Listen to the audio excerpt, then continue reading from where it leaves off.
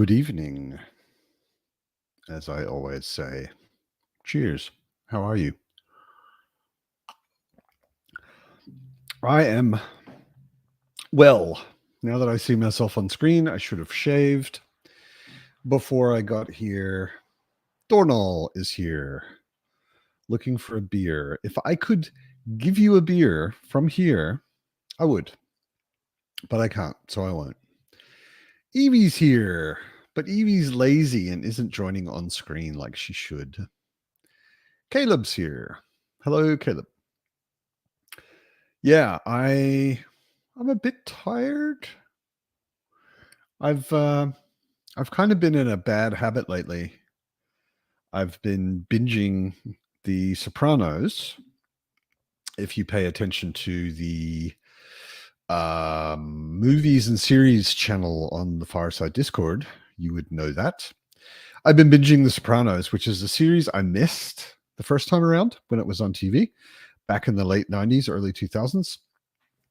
And everyone talks about what a classic show it is. So I thought I really should watch it. So I've been binging that and getting into a habit of binging it until early in the morning. And lately, let me say hi to some people. Rogue is here, of course. Jerome is here. Daniel's here. Colton's here. Brian the Belltube is here. All the regulars. Terry's here. Hello. Hello, Aaron. And Caleb. How am I liking the Sopranos so far? The Sopranos is really weird. I've never watched a series where I ask myself more often, am I bored? And couldn't answer that question definitively. Like, there are a number of episodes and larger stretches, even multiple episodes of the show, where kind of nothing really actually happens. And it's just a lot of people talking to each other. And it sort of feels much more like a soap opera than a mafia show. And sometimes I think I'm bored, but I don't stop watching it. And then at a certain point, I won't spoil it, even though it's like 25 years old. At a certain point, things get a lot more serious, a lot darker. There's one very particular thing that Tony Soprano does, and after that, it seems to me anyway, that the whole show got a lot more serious and dark. And now I keep asking myself, do I want to spend time with such a horrible person? Tony is awful. Tony is the worst kind of person imaginable in every imaginable way, except that he loves his children. Although even that is sometimes kind of questionable. Yeah, I don't know, but I'm enjoying it. I am continually watching it. And as Caleb says, once you know the characters, it clicks with you because it's so character driven. Yeah, it's really, like I said, it's really a soap opera. It's funny. Yeah, interesting. And here's Raph. Heyo, I hope you can hear me. I can hear you. That is good. Yeah, you're not, but you're not silent either. I'm trying to figure out the tech stuff because I once again got myself out on the balcony. So yeah, this we can see. Just need to figure out where to put the camera. Overall, that looks all right. Okay. If you're when you sit back, it looks better. Yeah, because then it's not cutting half your face off. Yeah. I mean, I guess I can also just put the camera further back and no, that's good. That's good. It works. Yeah. The weather here got this afternoon. It was actually pretty warm, and then just in the last hour or so, it turned kind of chilly. No, here it's fine. Okay. For now. We'll see if I have to run in a minute because it starts raining or something. Brian says it's not Sunday until he hears your bottle pop. Um, So where's your bottle? Make it pop. it's not one of those poppable bottles. Really Oh, Raph is totally off brand this week. Yeah. Unacceptable. The thing is, I only have like one or maybe two of the other bottles left in the fridge, and since I want to record a video tomorrow, I need one of those. You need one for your video for Yes, sure. Yeah, and yeah. I don't Fair know enough. Fair time enough. to buy new ones because they were out at the local store last I was there, so I had to buy a different beer. Klombacher as well, man. Well, it's sort of one of the more local ones. Yeah, It's not a good yeah. one, but you know, It's I mean, not a great technically, beer. liquor but is even closer, but yeah, yeah, yeah, you know. yeah. Terry is asking, how do you reckon you're doing with Lonesome Dove? And I assume he's talking to me because I'm reading it and you're not. I'm not. I'm doing okay with it. I had a slow reading week, which was probably more because of me than because of the book itself. I'm really surprised. I didn't really know much about it to start with, but I didn't expect it to be this much about relationships and sex, which is not necessarily a bad thing. I don't have a problem with that. I'm just like, I didn't have necessarily strong expectations, but I wasn't expecting that. There's a lot more relationship and sex talk than there is cowboy and cow talk. See, you're reading a book that is all of sex talk, and I'm reading one that is all sex talk. What are you reading? I'm rereading the Decameron. Okay, all right. I don't know if you've ever read it, but it's very I much. haven't. It's a classic, so it has to be cultured, Yeah. right? It's also very much about sex with priests and nuns. I realized Okay. that if I want to get laid quick, joining the Catholic Church seems to be the easiest way to do it. I grew up in a Catholic boys' school, so I knew that already. But Yeah. a lot of the sex going on there is not stuff that you want to be. No. I'm aware of encouraging. that. Yeah. I'm aware of that. No, I decided to reread the Decameron for like two reasons. One was that I did read Navola by Paolo Bacigalupi, which came out last week, and it's brilliant. And it reminded me a lot of, obviously, the Decameron, which, kind of Right. makes sense if you have a fantasy setting that is very much, basically Florence, Renaissance Florence. Right. Yeah, that makes sense. Yeah. And then I realized I reached the magical number of 1348 subscribers. So celebrating the plague in Florence with a book that was written in 1348 seemed like a good idea. Okay. My mind would never go there, but yeah. Rogue says it's very slice of life. Lonesome Dove is very slice of life. Yes, it is. There is the first 80 to 100 pages. Literally nothing happens except people talking to each other. And I think once or twice someone sleeps with someone. And otherwise, not much. And it was actually really enjoyable though, because the characterization, the character work in the book is really on point. And yeah, it's been really good. I'm in a bit right now that I find kind of slow. For those of you reading it, it's the whole July and Roscoe part, and that is not really pulling me in, so to speak. Francois says it's been a slow reading month, but he's halfway through Vanished Birds. It's Vanished Birds. Yeah. And Jeroen is also reading Vanished Birds. And also, I Hellboy. want Evie to explain to me how Winnie the Pooh is about sex. Yeah, exactly. Evie said, "What book is not about sex talk?" No book. I don't know. Have you read Lord of the Rings, Evie? It's very, very explicitly not about sex. There are barely vaginas in that book. I'm pretty sure they are not mentioned at all. Though they're definitely not mentioned, but they are present, but only peripherally, and only briefly. Yeah. It's The pretty. Hobbit is even worse. The Hobbit does not have a single female character that has any dialogue lines. Yeah, exactly. So it's hard to be about sex. Party.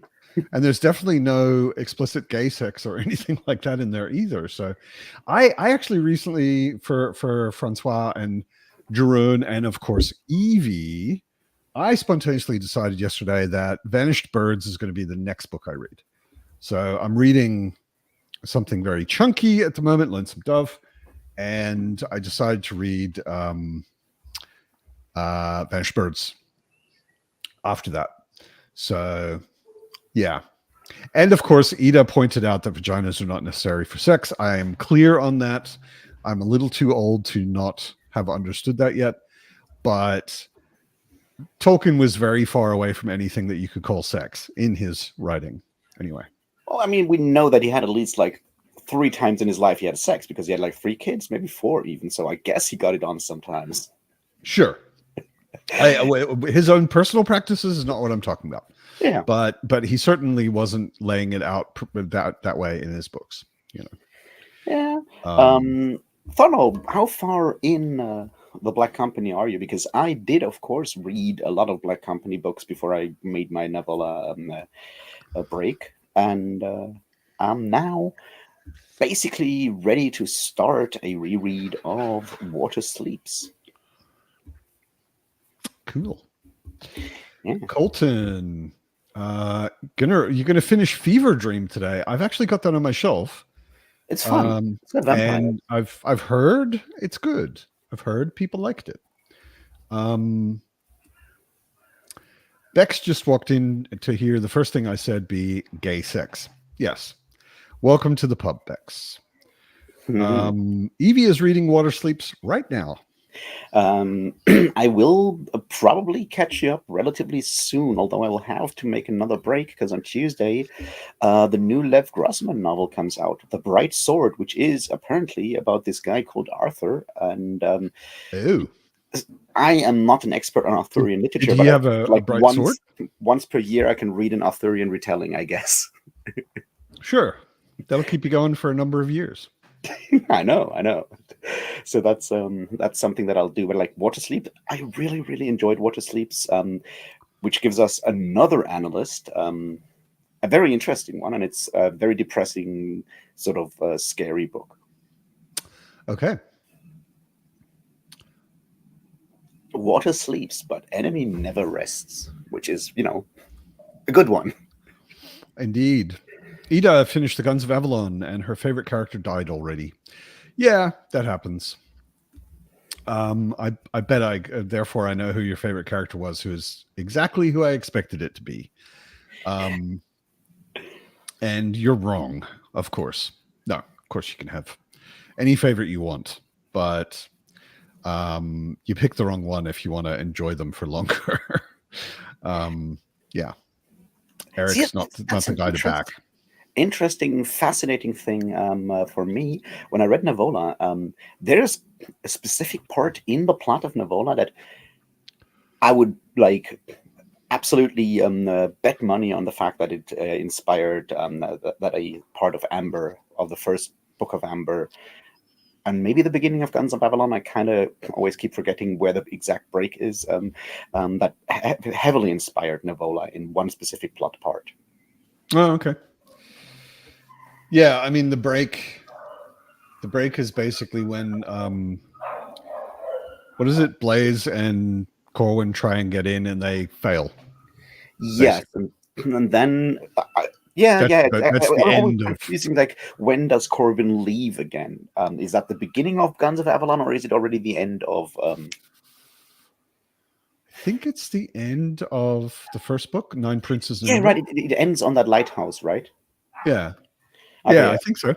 Yeah, then in that case, it's all part of the part is very much Nine Princes in Amber having a plot. Oh wait, no, Nine Princes isn't. He's locked in the dungeon. Yes. At the end, and he gets out at the beginning of. I don't remember. That's my point. Like, yeah, I always confuse when the exact break is, but yeah, and we're probably getting a bit too spoilery on it as well. I mean, they're pretty old books, but most people I know haven't read them.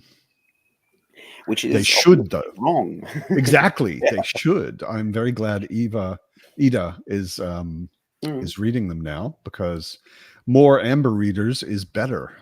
That is very much true. I think that's like the other part why it reminded me of Amber Navola, is that it's also like a first person narrative. Possibly some Gene Wolfian approach to fucking around with time happening as well.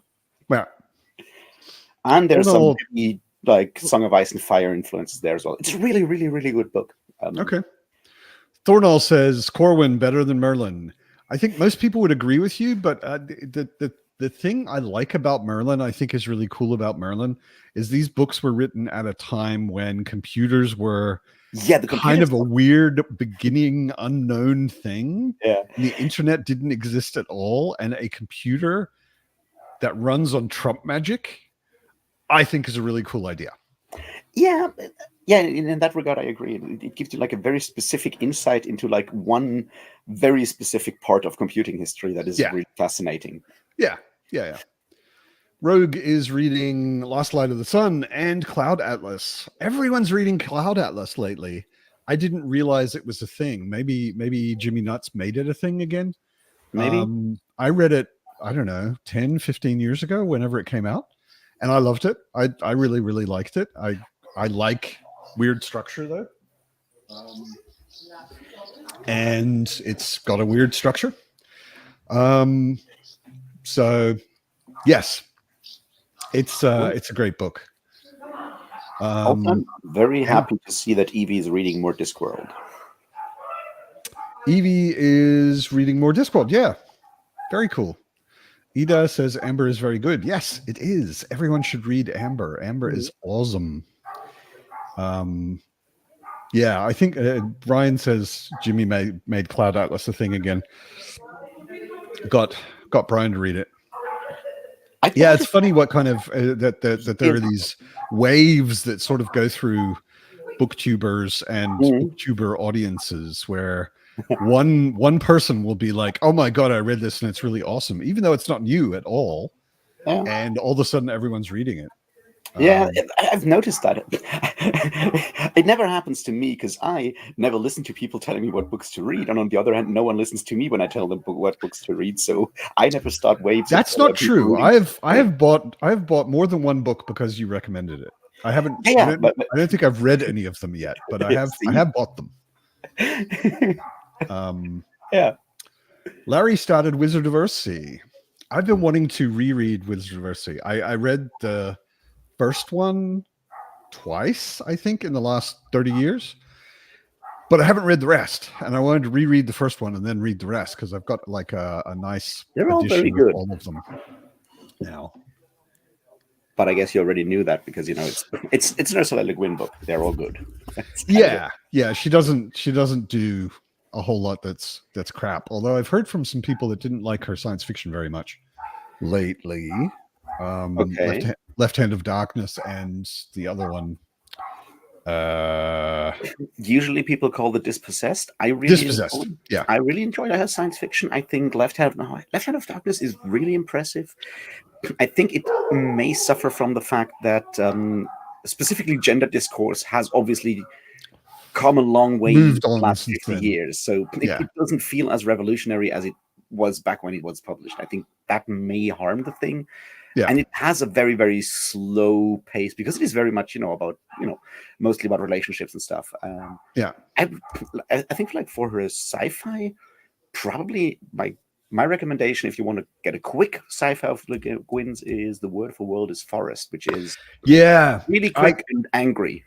I want to read that just for the title, because there are some book titles where I'm like, that title is cool enough and different enough that it deserves the respect that people should read that book. And then, I just love that title. I think that's an awesome title. By the way, Raf, you're getting a lot of hey, actually, I bought this on your recommendation. Evie bought Saint of Bright Doors. Nice. Miss Moody ordered Navola yesterday after watching your review. So it's not the entire world that ignores you. No. I'm not saying that I'm ignored. I'm just saying I've not yet had this situation where I kickstarted this weird, like everyone in booktube is reading the same thing. In Oh book. yeah. No, I don't think I've started any of those waves Uh, either. People don't listen to me either. That's fine. yeah. Anyway, yeah, word for world is forest is really good. It's obviously about environmentalism and colonialism and people being angry Yeah. because like colonizers come and take their forest away, and this is not necessarily what they like. Yeah. Understandably. Yeah. Yeah, she's definitely a classic. She's written some really, really good stuff. And I remember Earthsea, like the first one anyway, being a lot more psychological than a lot of fantasy is. And being a really interesting mix, because in some ways it's really straightforward, stereotypical trope fantasy, but it goes into a lot of issues in a very different way, and deeper in a way, and more symbolically and psychologically than a lot of fantasy I think does. So I really liked it.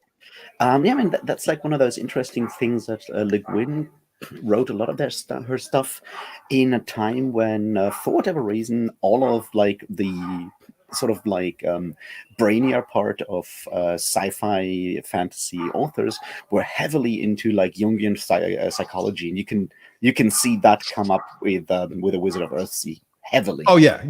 I mean, it's basically a Jungian textbook translated into a fantasy novel.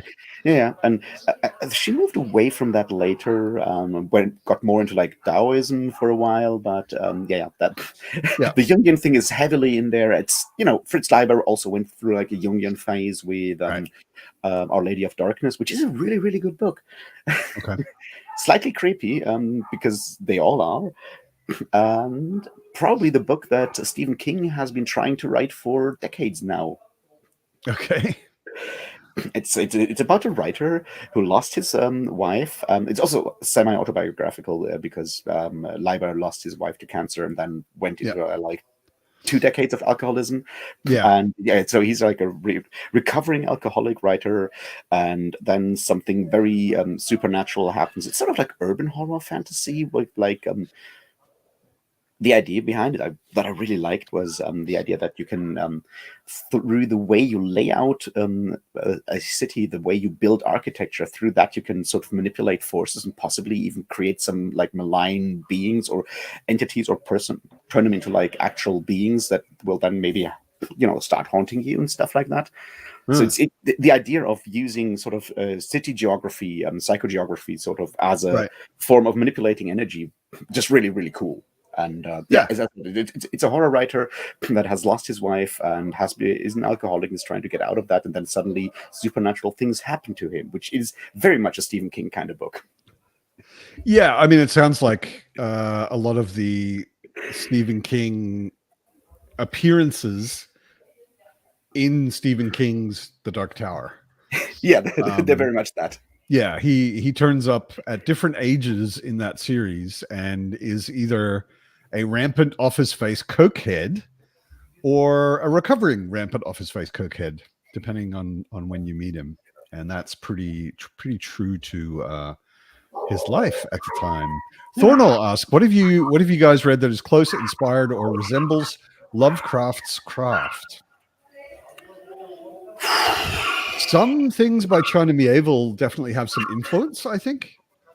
I think it kind of depends on how you define Lovecraft's craft, because like when we're talking about his prose style, which is absolutely god awful, I think it's difficult to find stuff. I would assume he's talking more about like the idea of cosmic horror. Yeah, cosmic horror, the mythos, you know, the monsters. I'll say this: the first story within the first collection, short story collection, Lovecraft Country, by Matt Ruff, does actually manage to get that Lovecraft vibe down really well.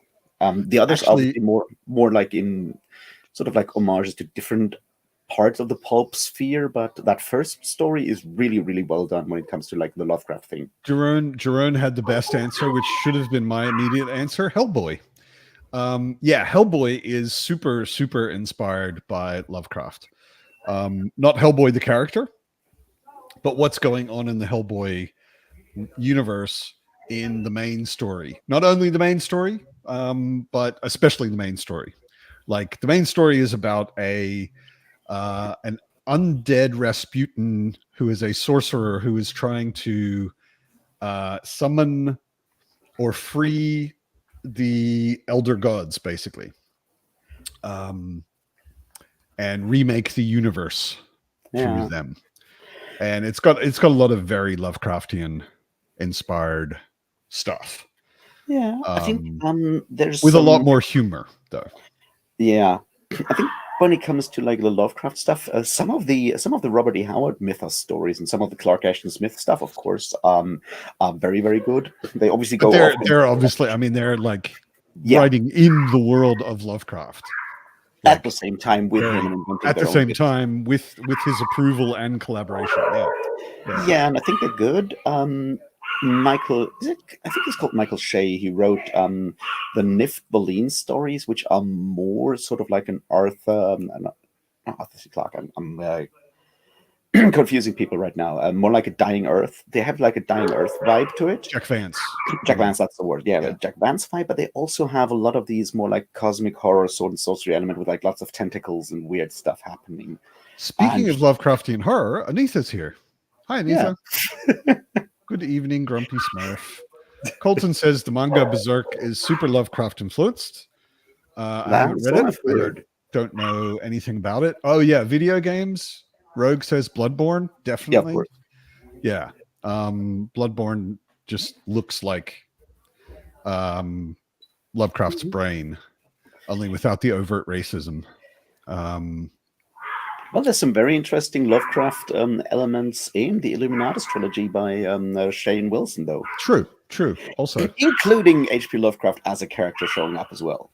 Right, Anita. Hopefully, you have realized by now that I am Australian, and the way Australians show affection is you are meanest to the people you like most. Yes. So if I'm polite to you, you should worry. That's more of a problem than if I call you a Lovecraftian horror. Oh, the Battle of Black Tom. That's the one that is sort of taking arguably Lovecraft's most overtly racist story, the horror at Red Hook, and doing something less overtly racist with it, right? Turning it somewhat around. Yeah. That one is really gross. I mean, Horror at Red Hook is an incredibly gross story. Like that one really, really. Yeah. I haven't read that one. I've only read, in fact, I think I may have only read one story, and it was The Call of Cthulhu, the ultimate classic, so to speak. That also does have some very problematic racist bits in it. Yeah. I would recommend. So here's the thing. I personally really enjoy some of Lovecraft's Dreamland stories, which is more like a fantasy. His like sort of connected fantasy stuff. Yeah. And he's gotten a bunch of really good shorter ones that work really well when the racism is not so big in there. I think what's it called? Horrors over Innsmouth. That one, the Innsmouth one. Right. That also. It also has its racism, of course it does, but it's less overt and it builds its whole thing better. You have like a first-person narrator. There's sort of a bit of a twist at the end. Shadows of Innsmouth, that's the word. Innsmouth is Deep Ones, right? Yes, that's Deep Ones, and the whole thing, the eugenics angle is still in there because Lovecraft is incredibly concerned about people of different ethnicities. People should be breeding correctly. Yeah, very much. It's highly problematic. Yeah, I think with Shadows over Innsmouth, it's easier to sort of ignore and look at other parts of the story that work really well. Yeah, there's a bunch of those shorter ones that I think are more palatable. It's funny actually. I know a fair bit. More than I should about Lovecraft and the Cthulhu mythos, even though I've only read one short story by him. Yeah, but people that are Chaosium. I own the role playing game. Yeah, me too. And because I know Sandy Peterson, I have signed copies of some of the role playing game books. But I've hardly ever played the role playing game. In fact, I've only played it once with Sandy Peterson GMing, How was and that? uh Because I've met Sandy Peterson once at the Spiel in Essen, and he was an incredibly nice guy, but I just can't yeah, imagine that guy running a horror game. I don't think it works, or at least his idea of a horror game is very different from mine, I he's. suspect. I mean, the thing I'll say is he's very smart, but I think he's also very in his head with his smarts. Yeah, And that didn't translate very well to exposing a story yeah. to players in a role-playing game. I felt most of the game like, and I think it was the whole group, we all sort of felt like we didn't really know what the hell was going on. And then at the end, Sandy explained a whole bunch of stuff to us that we never could have found out Yeah. in the game, or maybe we just did totally the wrong things or things he wasn't expecting or whatever. But yeah, it sounded like a really interesting adventure to read, Yeah. Yeah, you that makes know, sense. but less to play. Yeah, but as I said, like I met him once, and he was like an incredibly nice, Yeah, super kind he's guy. a nice dude. Yeah. Yeah. I'm like, I don't know if I want you running a game for me, but I'd totally sit down for a beer with you and talk about nerd shit for hours. Yeah, well, he's a Mormon. I don't I know. know if Um, he'd sit down for a beer with you. well, I mean, But something a drink. caffeinated, A whatever. drink of his choice. A drink of his choice, exactly. Yeah. Yeah, yeah. Yeah. Anita's been book shopping. Went to 4 bookstores yesterday. Goodness. That's a I'm lot. running out. I'm running out of Audible credits. It's really, really problematic. Because I also still need to read Bury Your Gaze, which came out last week, and yeah. I have tried, I think 6 times now, to send you an audiobook of a Paul Auster novel, Oracle Night, Yeah. and it just, I may have to sign up for Audible again on the trial month, Yeah, and then I can send it there, and then I can cancel my subscription immediately because I don't use it. I don't know. yeah, that's ridiculous. Yeah, it's really stupid, and I think it when it first happened, the first time I did it, I thought, okay, Amazon's broken something, and the 6th time I did it, I was like, no, they want you to have to go through Audible to do what you're trying to do. It's intentionally broken. Yeah, that whole Amazon sort of larger ecosystem is so incredibly broken because yes, you have to have an Audible account to send gifts to other people, which is Yeah. weird. On Yep. the other hand, if you have Audible does have a wish list function, but you can't share the wish lists on Audible with other people. You have to take your Audible books that you want and put them on an Amazon wish list so other people could potentially give them to you. Although they can't then give them to you unless Yeah, they're I know. not using Amazon. They're using Audible. What? Exactly. It's so ridiculous. And it's like, yeah, and then you look at Goodreads as like the third part of that whole like Goodreads. I mean, Goodreads is easy to explain. They bought Goodreads and did nothing with it exactly. because it generates sales for them without them doing anything. So Yeah, why I do know. anything? It just costs money. But I mean, they also bought Audible, right? They Yeah. didn't start Audible, but like the integration of these platforms, it would be so easy to add like you have like in the Audible app have like a button that automatically kind of puts the book that you're listening to in your Goodreads stuff or whatever. You Yeah. can sync that easily, but it doesn't Yeah. happen. It's like, Brian says the same thing with Twitch. They bought it and did nothing. Yeah, I mean, from a business perspective, I can totally understand it because, like, why do anything? The thing is running and it's doing what you want, what you bought it for already. Just let it run. But that doesn't work forever. Someday, I really desperately hope that someday soon somebody is going to eat Goodreads' lunch.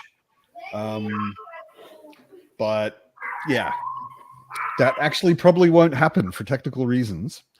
So yeah. Motto of Evie's life: why do anything? I mean, you have like that problem with like something like Goodreads is already that the social media issue that you have like inertia, right? Like right now, everyone is on Goodreads. Yeah. probably Storygraph is a much better app. I don't use it, but Yeah. you need to shift like an inordinate amount of people there. Like if you could, for whatever reason, sort of build a Goodreads equivalent and have like a BookTok TikTok integration in some way, shape, or form, that might sort of help you boost your app, because then all BookTok people could just like integrate their BookTok stuff in the reading platform. That could help. The problem with trying to make a Goodreads killer is that the best catalog of books in the entire world is Amazon. Yeah, I know. And Amazon is not going to give you access to make an app that competes with their app that does the same thing. Yeah, I know. Right. So they're never going to give you API access so you can just pull data from their catalog. And and therefore you end up with a catalog that's kind of garbage. I found an alternative recently called Hardcover. Okay. And it's much nicer designed than Goodreads. It's much easier to use. It has a lot of features that Goodreads doesn't, that I would like, or that I know people would enjoy. Mm-hmm. There are a lot of things about it where I would say it's better than Goodreads, but their catalog is kind of garbage because they can't get the data. Yeah, so people would have cover images and so forth. Yeah, exactly. And nobody wants to do that if it's just as easy to go over to Goodreads. I'll say this for Goodreads, and this is a very specific point. The fact that their design is garbage is actually really, really good. Because back when they designed Goodreads, it was incredibly accessible to like screen readers in a way that like a modern website would not automatically be. And the fact that they haven't done anything on like the website design for the last 20 years does really help me. But it's a very specific personal issue. I would guess that hardcover would be a lot harder for you to use and for navigating with a screen reader and stuff like that. I don't know. Maybe they've done a lot of background accessibility stuff, which, I've been on the other side of that, where I've designed a lot of websites, and I've been art director or design director on a lot of websites. And it's very hard not to approach accessibility like you approach everything else in the design, where like if there are 1,000 users in an hour and 5 users in a week complain about something and nobody else does, I will say that is low priority. We may do it eventually, but we probably won't ever do it. Then if it's also like, accessibility, first of all, a lot of people don't complain, so you don't even know that people like you are struggling. But it is becoming also law, though, that a certain amount of accessibility is kind of required. Otherwise you get fined. I think a lot of companies are just like, screw it, I'll pay the fine. I don't want to go to the effort. Getting it right is not easy. The frustrating thing is that you need to sort of like make a bunch of like really like basic, like fundamental decisions at the beginning of the design. And if you did not do that, like implementing like accessibility later is an absolute pain in the ass. If you do those basic things while starting your project, it's fairly easy. But obviously no one has done that in most cases. Thornall is asking Jerome if he's also reading BPRD and Young Hellboy and Lobster Johnson and Witchfinder. I am. I like them. They're good. My favorite is definitely Hellboy, the main Hellboy story, because it's written and illustrated by Mignola, and Mignola's artwork is one of the reasons I love Hellboy. But I also love the world, the universe that it's in. And some other authors have done really, really... I mean, I like that about Mignola as well, that he created this really interesting world.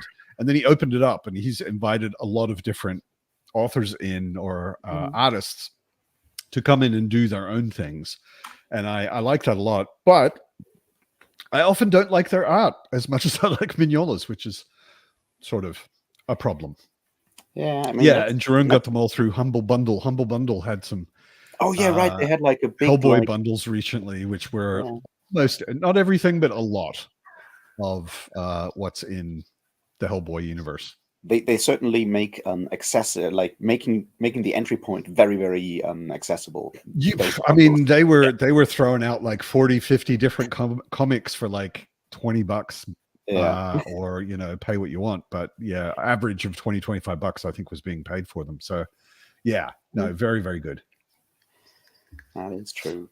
Lobster Johnson, Lobster Johnson actually appears in one of the main Hellboy stories, but he also has his own title, which I don't know how many they put out, but it wasn't that many.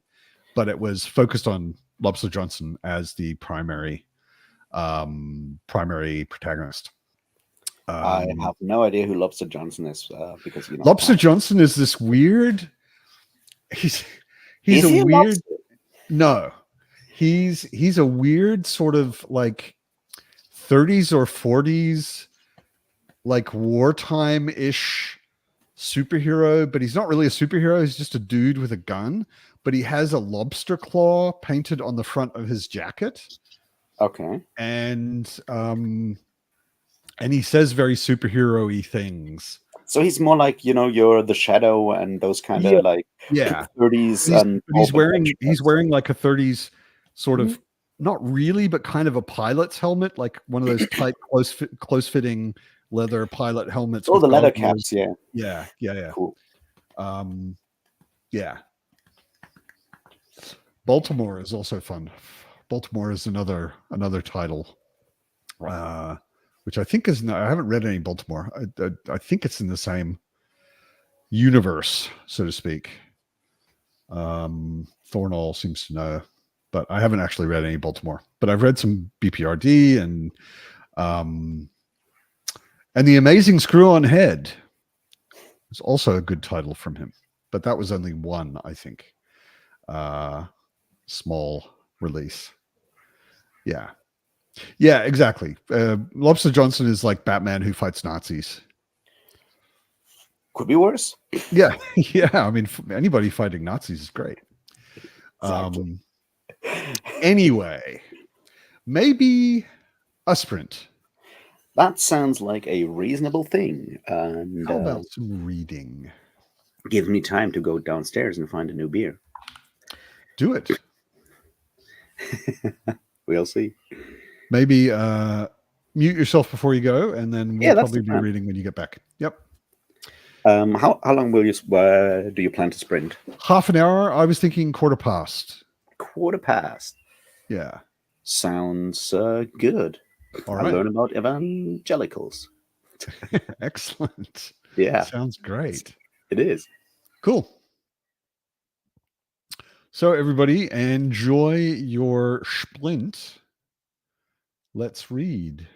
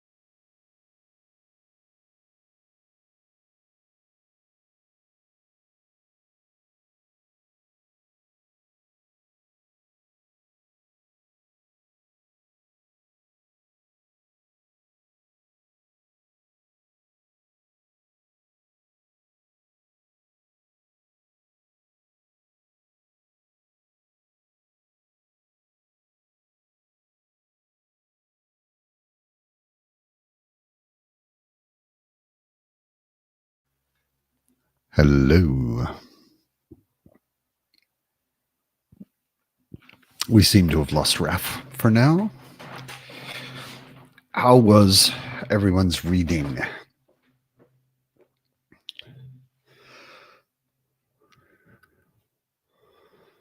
Highway Cavalier. I do love Mignola's artwork, and I have seen Father Gaetano's Puppet Catechism, but not read it. I mean, I'm aware that it exists, but I haven't actually sat down and read it.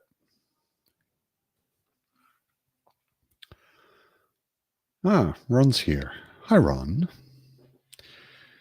And Devil's Ground Primal Fear is back and putting on his headphones. Hello, Raf. What is your new book, Brian? I heard somewhere that you stuck with the latest Sun Eater book and that it got better, which is kind of what I thought of it. It was slow to start with, and it was kind of okay in the middle, but it had a pretty epic last half, I thought. Brian, I have good news. I went to the fridge and I checked, and I have a spare beer, so I can actually officially start Sunday for you. Here you go, Brian. Bloop. Here you go. Outlaw, A Tale of Robin Hood. A viewer sent it. Okay. Nice change of pace. Very good. Alicia read half a chapter and made lunch. And Brian appreciates your beer plopping. Yeah, I just hit a weird chapter in Lonesome Dove. Yeah. I read most of a chapter, I hope, in my non-sex with priests book. Non-sex with priests book. It's I'm currently reading as part of my War on Dan Brown. I'm reading the Anti-Intellectualism in American Life by Richard Hofstadter, and it's incredibly depressing. Awesome. Although I learned some really cool things. For example, did you know that Puritan hero Cotton Mather was in favor of smallpox inoculation? And because he was in favor of it, had anti-inoculation activists throw a bomb into his study. Which tells you that nothing ever changed in the United States. Yeah. I mean, it's a long tradition in America to shoot at politicians you don't like. Yeah, that too. I was mostly surprised because I really hadn't had Cotton Mather to be on the good side of a vaccination conflict. That was not something I had on my list. Yeah, vaccination being a crazy paranoid right-wing issue is pretty recent, actually. I think it sort of started. I mean, obviously, it got a big boost, with their Andrew Wakefields in the '90s and stuff like that. But I mean, that's pretty recent. Yeah. Before that, you had people who were watching children die around them, and their friends die around them, and vaccines made that stop happening. So it was like you couldn't really be against vaccines because it was inhuman. There's that. Yeah. So no, it's a good book. It certainly helps me in my general understanding of why certain ideas of conspiracy theories are so prevalent, and but it's depressing to read because not a fun book. Jerome, I assume, is going to Japan soon, reading The Lonely Planet for Japan. Okay. And Ron, that's right. Ron joined us on the Lonesome Dove read along. It's an odd book. It's a really odd book. I mean, I'm enjoying it overall so far, but it's almost completely not at all what I expected it to be, even though I didn't have that strong or specific a set of expectations. It's very different than I expected. Yeah. Earthsea is apparently a really easy read. Larry It read is. 50 pages. Yeah, it does go very quickly. It's not a difficult, complex kind of book. It's really enjoyable. Yes, Brian, I'm in part 2, and part 2 is weird because part 1, I'm having Malazan flashbacks actually. Part 1 is introducing in quite a lot of depth all of these very interesting characters and their relationships with each other and history and all of that. And part 2, you're suddenly with a different set of characters. That's where the Malazan flashback trauma comes in. And these characters are so far not yet as interesting as the first set of characters. And Brian says, yeah, part 2 is set up for the rest of the book.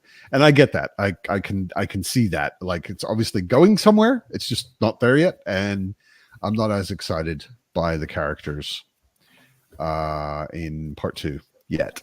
So we'll see. What kind of horseback riding lessons do you take, Evie? Like full on dressage, or more like just out of pure interest? Evie's a horse girl. She's totally a horse girl. Speaking as someone who has had like, I don't know, 10 years of horse riding lessons myself, I'm like, what specifically are you doing? Oh, okay. So you know horse riding. I know horse riding. I've done a lot of horse riding in my days. My only extremely out of date medieval skills are archery and fencing. But I never got into the horse riding or any of that. Horse riding and rowing are mine. Okay, rowing. All right. It was good for upper body strength. Not only for upper body strength, because like if you do like you're using your legs. You also use your legs. Yeah. Rowing is probably one of the most effective exercises you can do. Yeah, I've heard that. Okay, FOMO got Ron, and he's already on chapter 23. I'm on chapter 38, so I'm not that far. I think 38. I'm not that far ahead of you, Ron. Yeah, no one falls in love with July or Roscoe right away. Yeah, and I just finished the Roscoe and Louisa chapter, which is almost troubling. Rogue, as much as I love Lonesome Dove, I was sick of a certain character by the end. I can imagine who you're talking about. I'm thinking it's probably Gus, but yeah.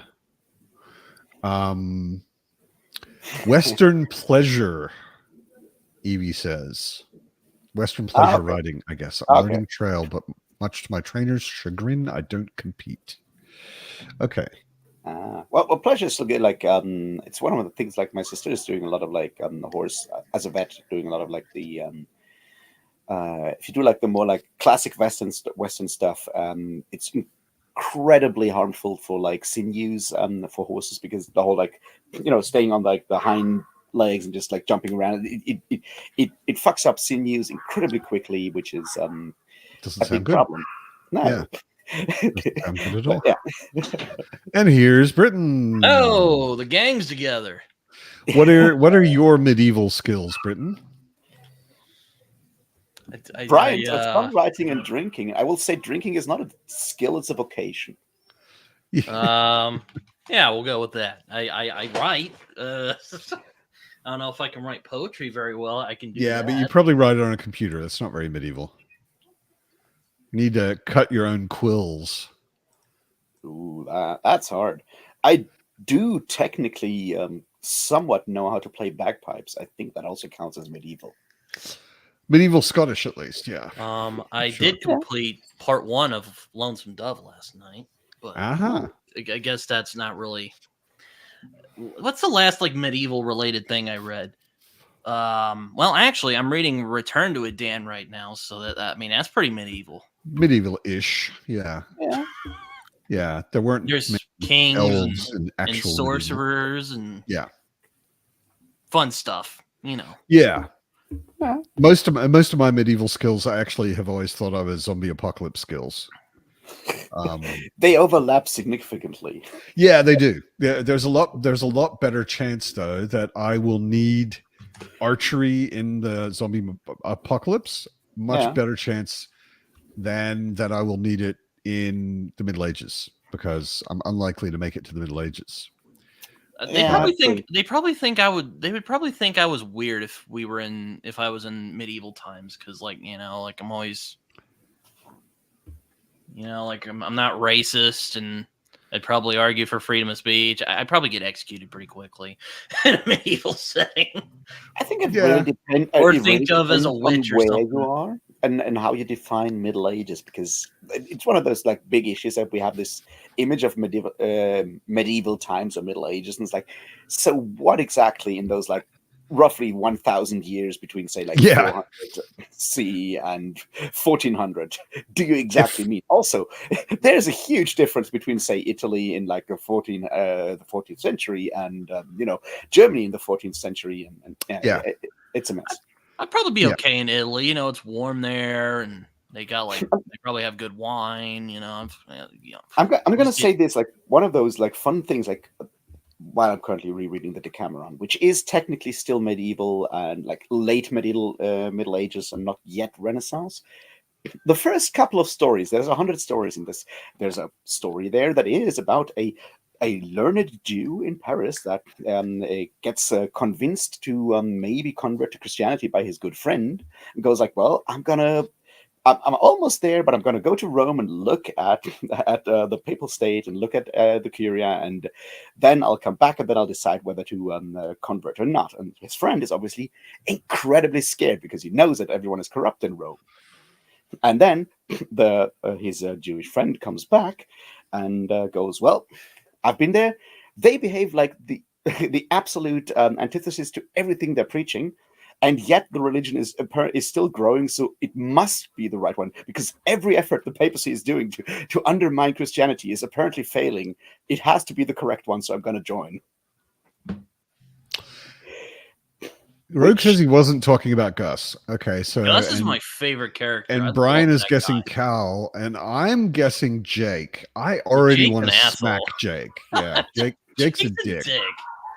I would be perfectly happy if Jake accidentally caught a bullet.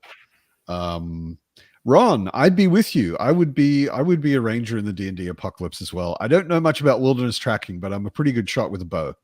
So yeah, you know what I would be? I would be a maester, but that's Song of Ice and Fire, I guess. Not really. You're a professional nerd, you mean? Yes. Right.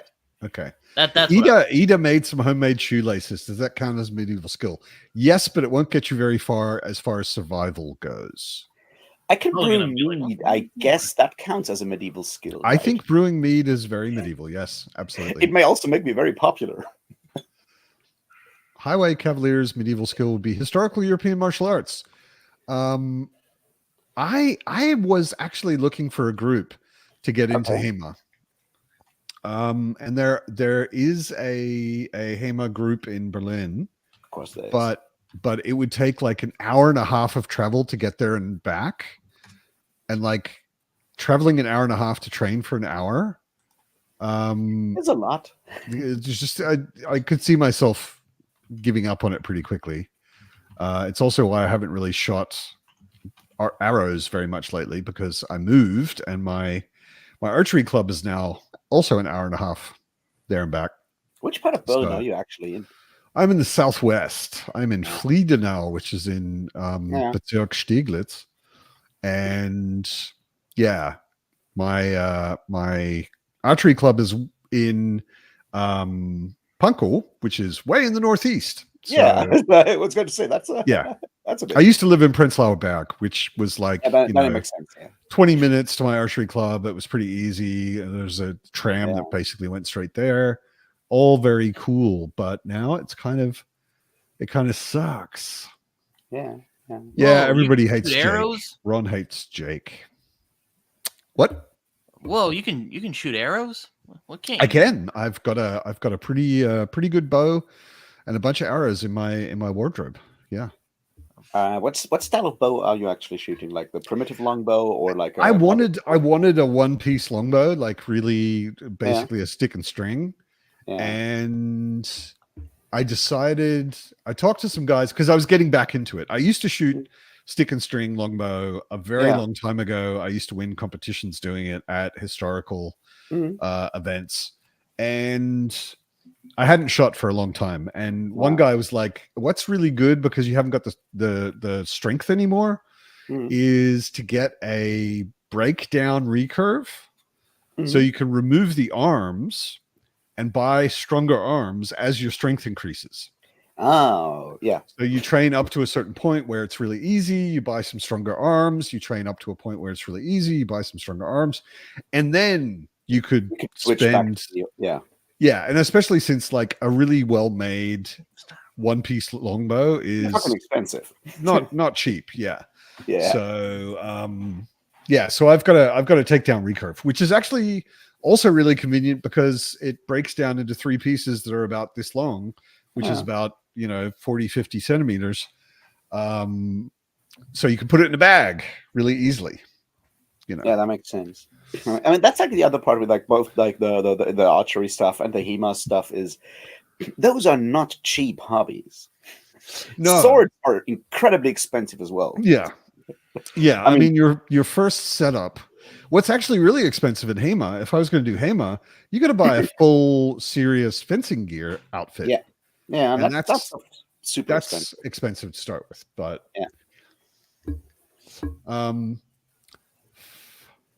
for those of you who don't get it, HEMA is historical European martial arts, and it's basically like a club you can join and do sword fighting, like 2-handed sword, 1.5 hand sword, long sword, things that are and it's all very much based on actual historical fighting techniques. Yeah, I have a friend who's doing HEMA. He's been doing HEMA for ages, and he's also like a historian. He's got a PhD in piracy, which is really cool. A PhD in piracy. Well, he's a Dr. Pirate. He's very much Dr. Pirate. No, he's a medievalist, and his PhD was on piracy and mercenaries in the Baltic in the 14th to like 16th century or whatever. So it's your Studebaker kind of stuff, right? And he's got a PhD in that. Like, he's doing HEMA, and they like his HEMA club goes to different archives and looks up old sword fighting manuals and tries to figure out how to recreate those specific things described there. I used to do that when I was in university. I was in a fencing club, and it wasn't officially HEMA, but we were doing historical fencing. Yeah, and we were basing it on all the old Italian and a couple of English historical fencing manuals. And it was hilarious when I was doing that when I first saw Princess Bride. Yeah. And the famous fencing duel on top of the Cliffs of Madness, when they're bantering back and forth, and like Inigo Montoya says, I find that Agrippa cancels out Saviola, and I was like, I know those names. Those are real. Those are historical fencing teachers. Because I was actually learning Agrippa style. Okay. Back in the day. But yeah, Highway Cavalier says the expense of him is why he can't do it currently, which is totally you're on your way of being a fantasy protagonist, Matt. You can use a sword and shoot arrows. I did fencing in university. I was not bad at it. I would suck at it now because I have really shitty knees. But I'm still a good shot with a bow. Colton asked me who is my favorite archer character. There are surprisingly few good archer characters in fantasy, actually. I have a hard time thinking of any that I really like. I mean, obviously there's Legolas. The archer girl in the Witcher series is pretty good, all the way up to the point when it's all about her the whole pregnancy and losing her child stuff. Then it gets kind of really painful. Yeah. But as a character, she's generally cool. It's just that like Andrei Sapkowski's just really sucks at writing characters, especially women. I would have to agree with Ida. My favorite archer character is Tuck the Younger, from Malazan. That is very true. Tok is, I mean, he's a very good archer, but that doesn't play a huge role in the series. So when are we getting a Malazan video game? Says the guy who's never read Malazan. Yeah, I actually I was watching old interviews with Steve recently, and he mentioned that, and he said, it's come up multiple times, but it's never caught on business-wise strong enough that the studio who approached him actually ended up wanting to commit to it. So I think it's probably very unlikely, that I don't ever think exist. It's one of those things that we, in like our very small and specific bubble of booktube, of even inside the small bubble of fantasy booktube, the Malazan fandom is very loud, and because it's fairly like uniform and like it's a very loud small block, but in the grand scheme of things, there is not enough people to. It's not a huge thing.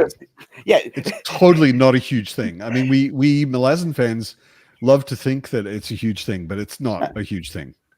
That's the thing. Like, I mean, like, how many did like Subpress did like 1,000 copies? How many Broken Bindings gonna do like 1,000 copies or whatever they're doing? Oh, I don't know what Broken Bindings doing, because they did a call for interest, and they were gonna print based on that, and they've clearly said that they hope, based on the call for interest, they hope that they're going to print quite a few more than are needed in the first wave rush. Because they know it'll sell over time.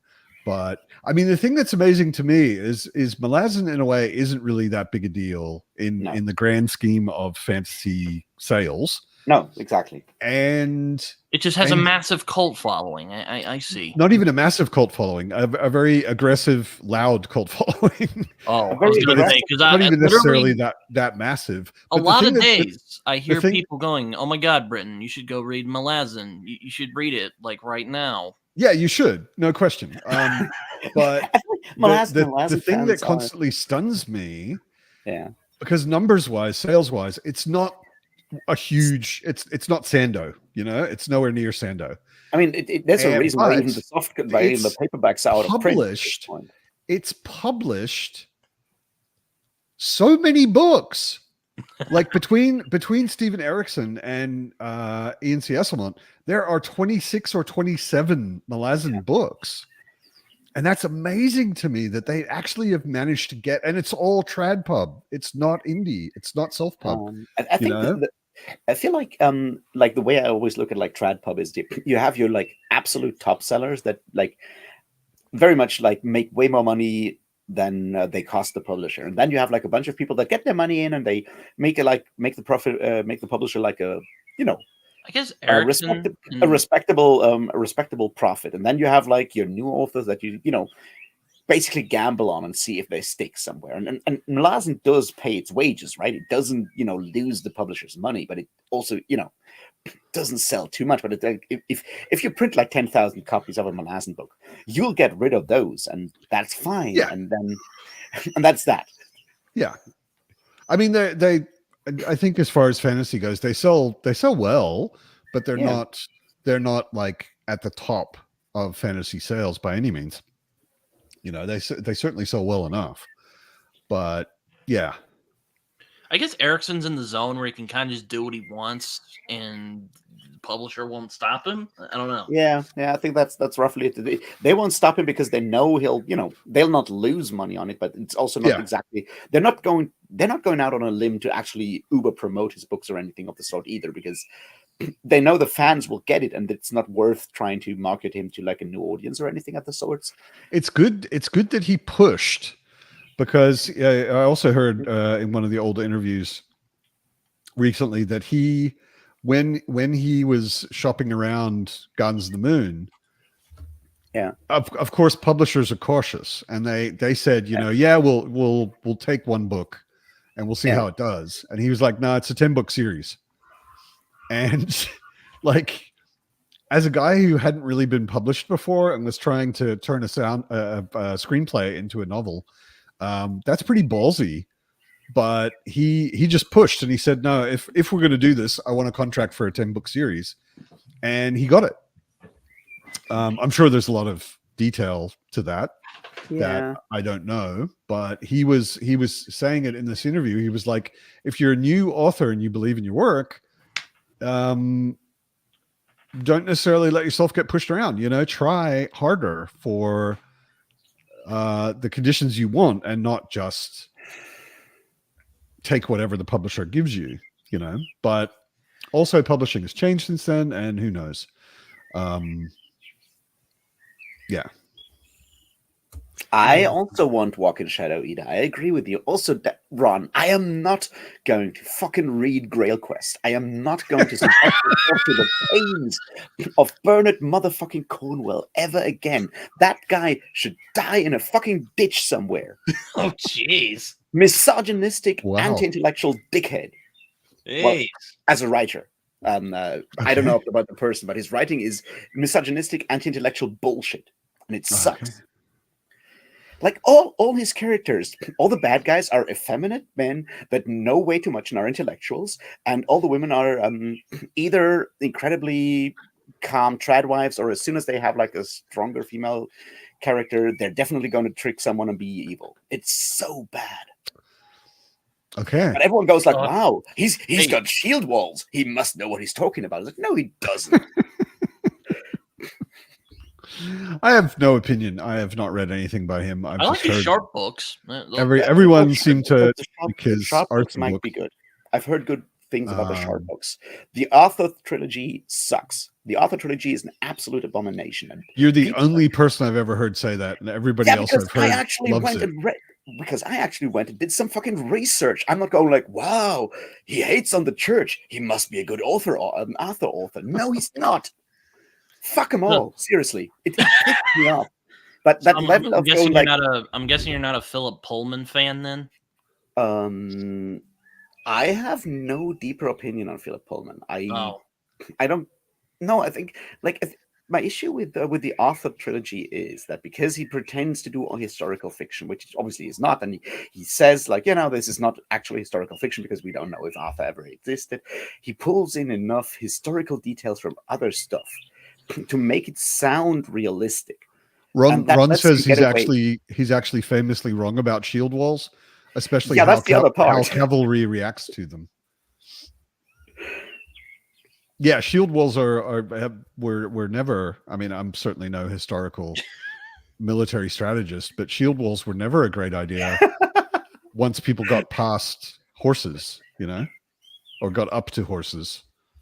I think. Like a shield wall is a great idea if the guys you're facing are barbarians, maybe. But anyway, I don't know anything. I know what you mean, Ron. Yes, he's wrong about it, but and I'll give him that. He's very good at writing battle scenes. They are easy to read. They are cool to read. He's really good at action.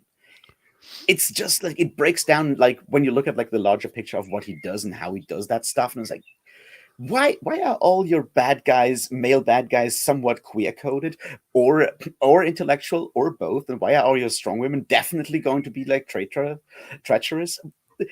And that goes like through like books and books and books. And at some point I'm going to ask that question. It's like, are you a misogynistic anti-intellectual dickhead? Because I detect a pattern there. I mean, the Arthur story sets you up pretty well for some treacherous women. No matter how you're writing, it's sort of a treacherous women in Arthur is kind of a tradition. The queer intellectual bad guys, not so much, but he says horses won't charge shield walls, but they actually will. It's just their riders won't make them because it kills the horses. Yeah, and horses are expensive. Yeah. Well, yeah. But a horse charging a shield wall will fuck that shield wall right up. It's like unless you're Mel Gibson or Andrei Tarkovsky, maybe they will. But aside from that, probably not. Yeah.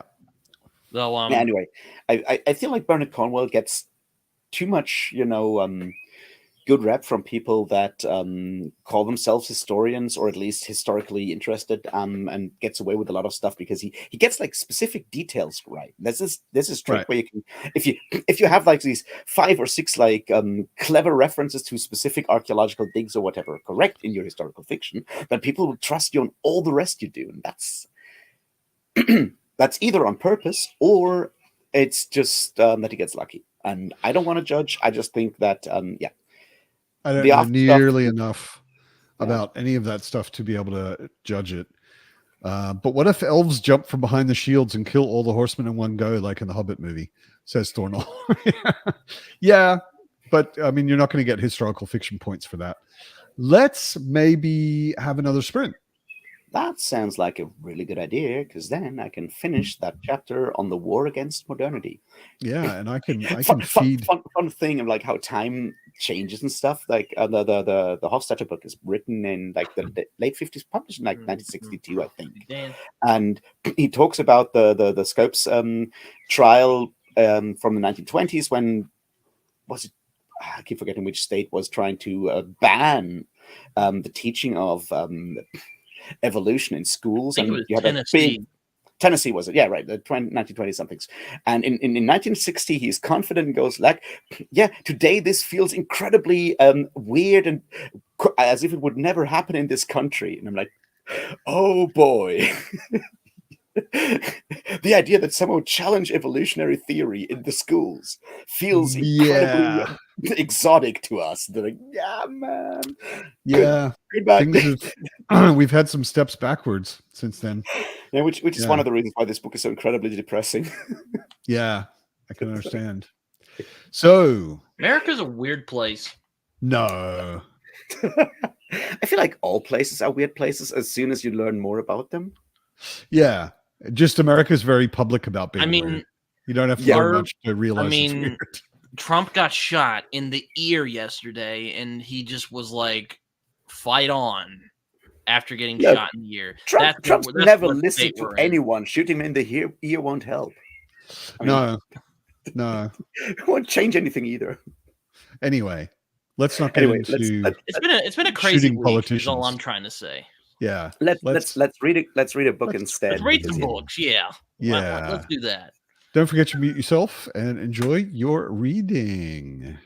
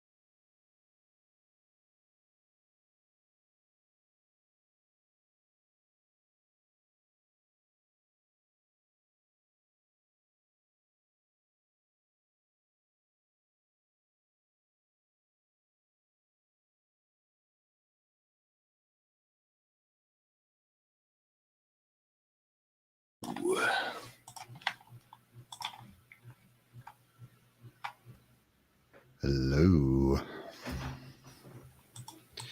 You do that much better than I do. You have a very deep baritone. I do. Well, I was reading Prophet of Adan. And? It's pretty good. Yeah, Philip's a good writer. A lot of still farting in this chapter. I still haven't read the first one. I have no idea and have no ideas about Idan so far. Yes, hopefully when Alan gets done with the audiobook, we can get some of Raph's thoughts. I think you'll like it, Raph. Pretty good. It was interesting. Jimmy Nuts was saying the other day that he, he's very good friends with Alan, and he thought Alan did a really good job because he was already listening to some bits of it, and he very quickly forgot that it was Alan doing it. Okay. So I guess Alan's been doing the voices and whatever quite well. I don't know. I'm somewhat wary because and this is nothing about Alan as a person. He's got a very specific inflection in his voice. It just like really makes like the hairs on my neck stand up whenever he starts talking. He can't help that. I can't help that. It's like not a criticism. I'm just saying like Sure. So I'm somewhat wary of that audiobook because obviously I'm gonna listen to it because it's Philip and it's Alan. It might be a bit of a challenge for like one of these like really weird things that like no one can do anything about because it's so just like intuitive. And I'm like I have no idea what to do about that. But like dang it, I will do my own audiobook if I have to, and I will send it to you, Raph. I don't know if I'll be as good as Alan though. Apparently, Alan's will really knock your socks off. I don't know. So here's another thing, and that's well, I'm not saying that to you. I'm just saying. I think there's this weird thing when people talk about like the quality of audiobook narrators, where there's like one group of people that really wants the narrator to do like as many different voices as possible and be as theatrical as possible. And I get that, especially if you're listening to an audiobook as entertainment instead of just reading the book because it has more entertainment value to you.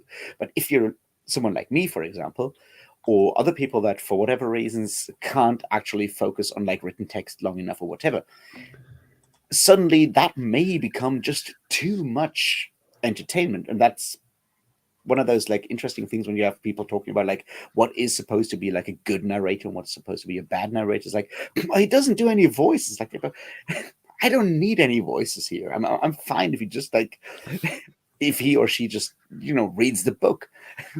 It's weird to me that it seems weird to me, and maybe it's a thing that developed more over the last 30 years or something. Yeah.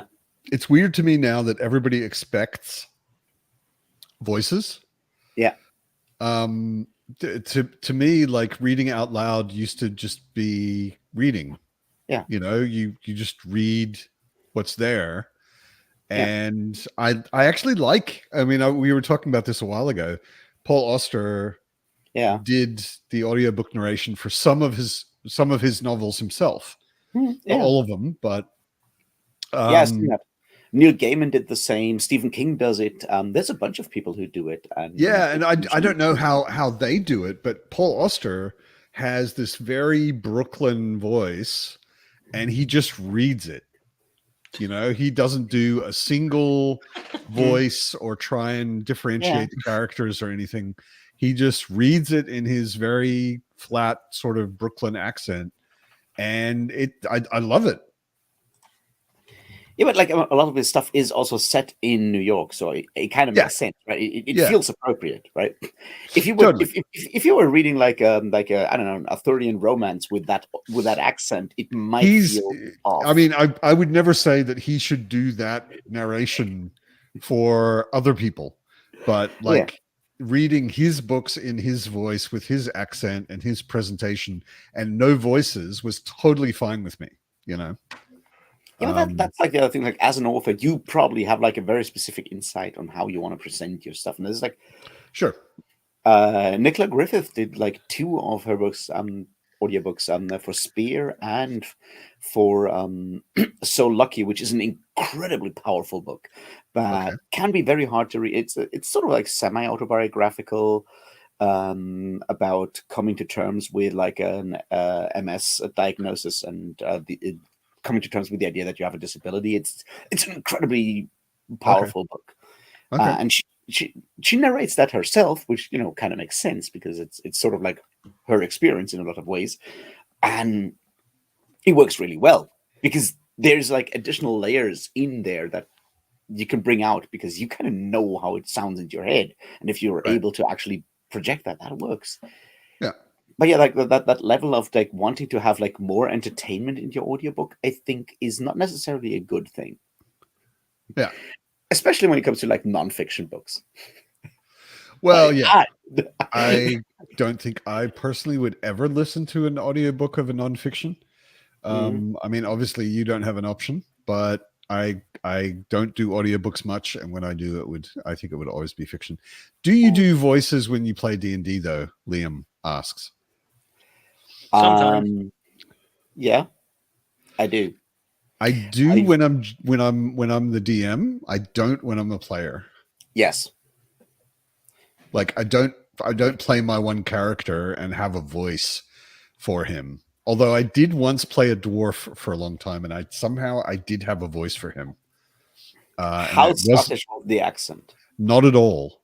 It was basically actually me just doing the deepest voice I possibly could, which is pretty damn deep. Yeah. That's good to say. And I just had to get myself into. He spoke very slowly, and he spoke with a very deep voice. It was actually one of my favorite characters ever. I think like as a DM, it kind of makes sense because you have to portray different people, and you got to find some. You got to make sure people can tell the difference. Signaling who's talking right now, and you can always do like this guy says, this guy says, this guy says, but because you're improvising, I think like doing voices there makes a lot of sense. There's obviously the tendency to do like incredibly cringy stereotype voices that may, depending on your age, verge hard into the racist stereotype. Yeah. Well, and those, because they're so, in a way, sort of so common and well known from different places, they're the easiest probably to do. Whenever I DM and I do voices, it's usually a matter of a certain kind of vocal habits I try and work in. Like people who have really long pauses, or speak really fast, or whatever. I don't really try and do accents because I usually find that very few people, including actors, can actually do any accent but their own well. There are some actors I know where I'm like, wow, okay, I'm actually impressed. But most people faking any accent do it really badly. What I find interesting is, for example, like the whole Dresden Files thing, right? Where like everyone is like, James Masters is Dresden, and why wasn't he playing Dresden in in the TV show? And it's one of those weird situations where, for once, the audiobook just actually has this like very specific connection between the narrator of the audiobook and the character in a way that like very few books manage. Which I might actually have to.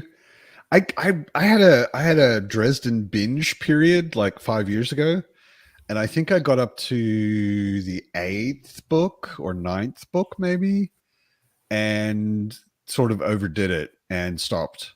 And maybe I should pick up Dresden again and audiobook it, because everybody talks about Masters being so good.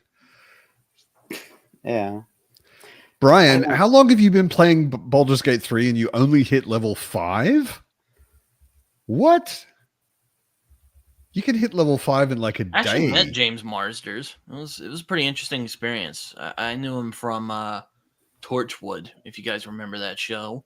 Yeah. I didn't know he was in Torchwood. I think like most people know him from Buffy when he was playing Spike. Yeah. I just get distracted really easily. I'm not really like I'm not against audiobooks or anything. There are some I like I like the First Law audiobooks, which, funnily enough, on House of the Dragon last week, Pacey so was good. there. It was he so made good. he made a cameo. And I Yeah, didn't realize it was him. Until I Yeah. went back and watched it later. I'm like, oh shit, that is him. yeah, yeah. I don't know what any narrator looks like, but somebody mentioned it somewhere, and I was like, oh, that's kind of a cool little cameo. I think it really depends on, like, you have some famous actors that do a lot of like audiobooks, and for example, in the Audible multi-character, like multi-voice reading of Dracula, Tim Curry is narrating the Dr. Seward, the psychiatrist's diary entries, and yeah.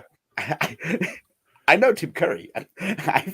I've watched our Rocky Horror Picture Show, and it does certainly color my experience of reading Dracula now.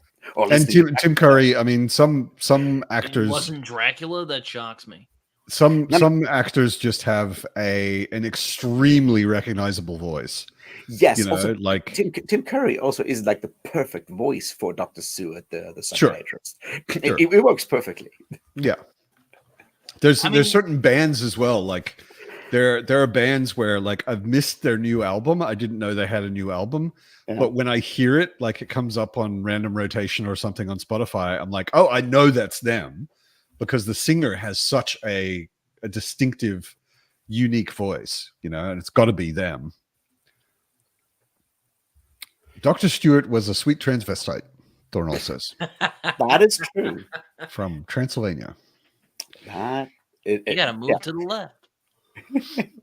It's a beautiful movie, and it has so many funny bits in there. Anyway, the only like, and this is probably well before Britain's time, and I don't know if you ever experienced it, Ralph, but to me, there's absolutely no point in watching Rocky Horror Picture Show ever unless you are in a crowded theater full of Rocky Horror fans. Oh yeah, I watched it in a theater. So yeah, again, I mean, that's what that movie is for. Like, I know people I went to high school and university with who were so into Rocky Horror. There are all these, not quoting the movie, but they are responses to the movie that are not in the movie. Yeah, but they're traditional. So someone says something in the movie, and the entire crowd shouts out, "Whoa!" Something, and that's the Rocky Horror experience. Yeah, for the audiobook thing. So, okay, Dresden Files is cringy. I think it gets better later on, but I've only read like the first 9, and it has some really dark moments where I'm like, holy shit, why did you put that in there? But I understand the idea of not being able to concentrate. I very much have the same issue, right? Like I'm diagnosed with ADHD. Me focusing on shit is hard. Me focusing on listening is really, really hard. I usually do something else at the same time. I don't know, do like hang up laundry, wash dishes, knit stuff for other people because I don't wear knitted stuff, but knitting is really easy to do. Or I, listen to audiobooks while at the gym and running or whatever. It's like having something mindless physical to do at the same time really helps with focusing on audiobooks. Not like a general, like, it works for me. It may work for you. I have not. I think the first time I audiobooked anything was last year before, and I cannot do it at home because I will just fall asleep. Like, guaranteed, I'll be asleep in 5-10 minutes. Like, no chance doing it at home. If I was cleaning or something, maybe. But like, for me, it worked really well as a getting to and from work thing. Like, I would listen. I have a bit of a walk, and then I have a train, and then I have a walk, and the whole thing takes 45 minutes. So like, listening that 45 minutes, no problem. But otherwise, I couldn't really audiobook. Either knitting is not that hard either, and you can do it like without focusing too much on it, as long as you keep count. It's easy in that regard. Keeping count when you're not really paying attention that much is not always that easy, though. It kind of depends on what you're doing. Like usually you have to do like there's like these two styles of gods, I don't have like English knitting vocabulary, but you know what I mean. There's like Yeah. different ways of doing the knots kind of thing, Yeah. and depending on what kind of pattern you're doing, you have to sort of do like one each, and then again like one of this, one of that, one this, and so forth, or like two of Okay. this, two of that, and so forth. So it's not That's counting like, to high numbers or something. no, it's like 1-1 or 1-2, and you sort of like need to keep track, and that's just like enough I can do without losing track of like the audiobook. It also says knit and purl. Yeah, I mean, those are the English vocab. Okay. I mean, I have considered getting the I mean, it's basically an audio drama, but it's the 1984 bit one that Andrew Garfield and Tom Hardy and Andrew Scott did. I've thought about getting that. All right. It actually sounded pretty cool. Okay. There's an old BBC Lord of the Rings, which is from I think the late 70s or that audio drama is really good. The old BBC that one is really good. Yeah, and they've got a different actor for every character. It's like it's not one person reading it. It's real audio drama. Some of those actors actually ended up being like minor roles in the movies, I think. Yeah, in the Bashki film, John Hurt played Aragorn.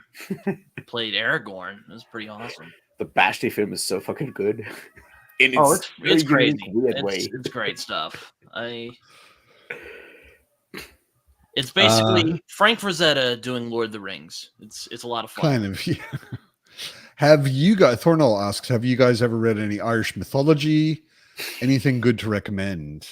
I think the main text there is it just called Gods and Fighting Men? I know there's a lot of Gods and Fighting Men. That's sort of like the key text for Irish mythology. And that's sort of obviously the big inspiration for Shauna Lawless' Gale Song trilogy right now, because that one is like Children of Gods and Fighting Man, and I keep forgetting what the other two are called. Like the third one is coming out later this year. But like, of Gods and Fighting Man, I think is the main text if you want to get like an sort of like, it's not original obviously, but like sort of like the way you go for like to the Mabinogion for like Welsh mythology, you go for Of Gods and Fighting Men for Irish mythology. Right. Okay. Doctor Who audio dramas are apparently excellent. Well. I mean, hey, nothing wrong with them, but it kind of bugs me when they call it an audio book. It's an audio drama. Like, come on, guys. Like, it's fine. Just call it an audio. Although, I mean, even if you only have one narrator, if they're doing like putting a lot of energy into doing different voices for every character, it's not exactly different than an audio drama, except there's only one person. Well, that's a good point. That's basically the same thing, just they didn't hire 15 actors, you know. By Lady Gregory is the author. Yes. I've heard the Lonesome Dove audiobook is really bad, and I actually listened to some of it, and the dude sounds like he's dying from emphysema. That's what Kyle was saying. Kyle was like, whatever you do not audiobook Lonesome Dove. Like the most noticeable thing in the audio about that audiobook is the guy breathing. Sounds like he's dying. It's really sad. I'm laughing, but it's really like, oh my god, it's horrible. I think okay, this is just me being, the audiobook purist, I guess. The audiobook aficionado of the group. Yeah, I mean, if anyone it should be you. And someone who asked is like, especially with like a lot of older texts and older audiobook recordings, because the technology wasn't really there. You have a lot of stuff that is, has all these other noises, and I think it's easy to be annoyed by this nowadays, because obviously technology has gone like miles, it just doesn't happen, has grown like leaps and bounds. You listen to some of the old, like the first couple of Dresden Files books have like a lot of like James Masters like mouth noises and breathing and stuff in there as well, because they're not yet edited that well in a lot of ways. Yeah. And there's a level of like privilege, or sort of like I'm missing the word, but like sort of like a level of snobbery, privilege and snobbery. snobbery, sort of like expecting stuff to be in a very specific way. Like, no, this stuff was recorded like, I don't know, 20, 30 years ago. What are you expecting? Is like, yeah. Ron says I think there are 2 Lonesome Dove audiobooks. From what I heard, there was a bit of a discussion about this on the fireside on the Discord, and I heard, I don't know if this is correct because I haven't listened to either of them, but it sounded like there was an old one done by a guy who was breathing really loudly and gasping between sentences and whatever. And then there was a remastered version of it, maybe with the same guy, probably even the same old recording, but they cleaned it up a lot. And a lot of people, Darko is also saying it, that the audiobook's really good. So I think the one that Kyle was bagging was the older one with all of the gasping, and everybody else is the see, that's the thing. Terry's saying it's Lee Horsley and it's noisy and you get used to the breathing and everything, and everybody else is like, yeah, but the Horsley one is the one I'm listening to and it's not like that. I think it's just the old one and the cleaned up remastered one. I think you get like Roger Clark or Josh Brolin to read it. I don't know, but I guess Lee Horsley. There's 2 I see on Audible, so I don't know. No idea. I don't know either. The one I heard, dude sound like he had emphysema. It was bad. Yeah. I am almost. No, I'm somewhere between the third and halfway through the actual physical brick. I need to catch up with you guys. I started a bit before you. I'm at part 2, so yeah. Yeah, I'm towards the end of part 2 now. Oh, but Jake is the freaking worst. Oh my god, Jake doesn't get much better either. At least not by the. I'm like, okay, maybe I've known Jake's is probably why I don't him so much. Like I've known people like. I was going to say, like, I've known a bunch of Jakes, and yes, they don't get better. No. Have you read Lonesome Dove, Raph? I have not read Lonesome Dove. I've met. But you know what we're talking about. Anyway, about. you know some Jakes. Yeah, I mean that's also just in general in fiction. Like that's part of the reason I think that I irresponsible. That's part of the reason I think that I love Fitz from the Realm of the Elderlings books. Is he's an idiot, but every stupid thing he's ever done, I've done. You know, I mean, he's so relatable. Like the dumbest things he does, I did when I was that age. You know, and he's very relatable, and it's always good in fiction when you can recognize characters and you're like, I don't like you at all because I know people like you who I don't like. Yeah. Well, by the way, the Nabona has some very specific Fitz parallels as well. Like the first person narrator does have some strong Fitz vibes, and he has a not animal companion, but he has a favorite dog that he has maybe more than just natural connections to. Okay. All right, that sounds very Fitzy.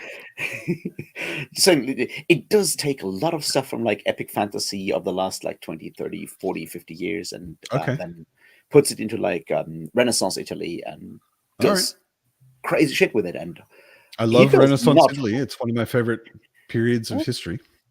It does not hold back on the grimdark either. I'll just say that. It was a pretty grim and dark period, really. Yeah, Darko, I think everyone hates Jake. I'd be worried about you if you liked Jake. Yeah, Jake, no, Jake is just a dick. Jake, I'm like, oh, he might not seem that bad, and then I like see how he treats Lorena. I'm like, this guy's a fucking dickhead. Oh my god. Yeah, there are.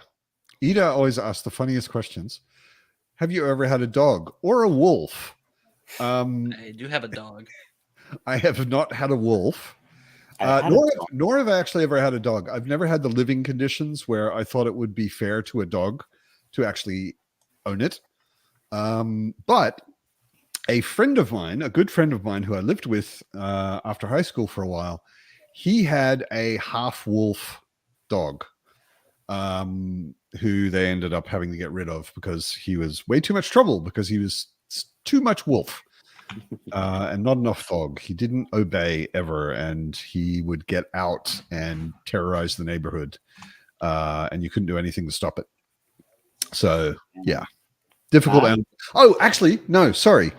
I briefly had a dog. I had a very large dog called Fenris, who was a bit like a wolf. He was a husky Malamute cross, and he could stand on his back legs and put his front paws on my shoulders. And I'm 6'1" or 185 centimeters. I'm not a short guy. And this dog could just bounce up and put his paws on my shoulders. He was huge. He had one brown eye, one blue eye. He ate half of our flat, literally. He ate a sofa, every pillow we owned, clawed a hole through a solid wooden door. Yeah, he was trouble. Yeah, dogs like eating stuff. Yeah, he couldn't stand to be left alone, specifically by me. My girlfriend, he wasn't as attached to, but he couldn't stand me not being there. And he totally lost his shit every time I left the house. It sounds like he was well loved then, unless he wasn't. Yeah, we had to get rid of him. We didn't have him for very long because it just became like extremely expensive and annoying for our neighbors. And ever since then, I've just been like, if you live in a flat, having a dog is not great. I had a dog for like, say, my ex-wife had a dog when I met her, and then obviously I married the wife and I got the dog, and that dog and me got along like really well because I was writing my thesis at the time, so I had like a lot of time sitting at home writing and hanging out with the dog, and which is perfect for dogs. Yeah, absolutely. That dog knew more about like artificial neural networks than many humans. I can tell you that because I was just thrown off when I hear you were married, Raph. Like, it's just like, oh, I was married. He was married. Yeah. No, I mean, not to say anything, but I just never thought, you would get married. You're always like, I don't know. He's too rock and roll for marriage. He's too rock and roll for marriage. Yeah, that's a good way to put it. That might be one of the reasons why I'm saying I was married. Yeah.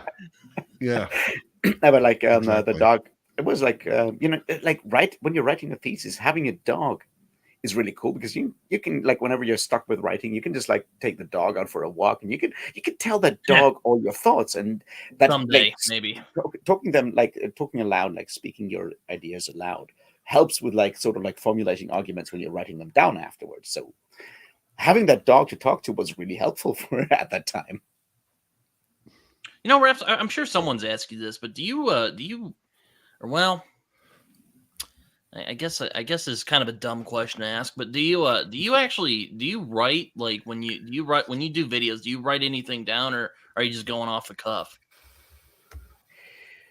Mostly I go off the cuff. Sometimes what I do is I write an outline, which is basically like a bullet list of like I'm gonna hit these like 10 points or whatever, and then I read through that like 5 times and hope I remember it when I'm actually recording. Sometimes I also have like ideas like jokes or whatever that I have come up with in advance, and then I'll try to sort of like fit them in there. I think of it as like the way I do videos for me, I think it's very similar to like how people do like stand-up comedy, in that I have like, especially when I do videos where I like record them like 2 or 3 or 4 times before I'm happy with them. It's like I have an argument, I have a structure sort of, I have some jokes that I think work really well, or like specific points that I want to present in a very specific way, and usually it takes sort of like the form of like a joke, and then it's just about like practicing that and hitting the right notes, and the rest is just like improvising it. That sounds exactly like how I make videos, or made videos when I was making videos. Bullet point list, and every now and then something specific just to remind me to say it. Yeah, and so I'm like, hey, I need this, and like, yeah, not a script, but just a list of reminders, basically, that there's some sort of beginning, middle, and end structure to it. Listen, guys, it is getting late for me and Raph. It's dark out there. It is dark out there, but you're still well lit, so it's okay. But I'm getting tired because it's 11:15 in the evening here. Yeah. It has, as always, been a pleasure, you two guys and everybody in the chat. Thank you all for coming by. It's really cool. I was just telling a friend about this, a friend who's not into BookTube at all and doesn't know anything about what we do. And she was like, so what are you doing tonight? And I was like, man, it's probably hard to explain, but I've started this thing and I do it every Sunday, and we just sort of chat and read books together and talk about books and just sort of hang out. And she's like, people watch that? And I was like, yeah, I'm confused as well, but there's like 20 to 30 regulars who turn up every week. And she was like, what? So yeah, no, I really am touched and surprised and pleased that there are people who want to come and hang out every weekend. It's really cool. Can't wait to read more Lonesome Dove and Prophet of Edan. Bring her along. Well, the very good friend of mine who is her boyfriend might object. I don't know. They were over here. The two of them were over here, and we were playing board games this afternoon. Yeah. And I told them, we have to stop at 6:30ish so that I have time to set up for this thing I'm doing tonight. And that's why we were talking about it. But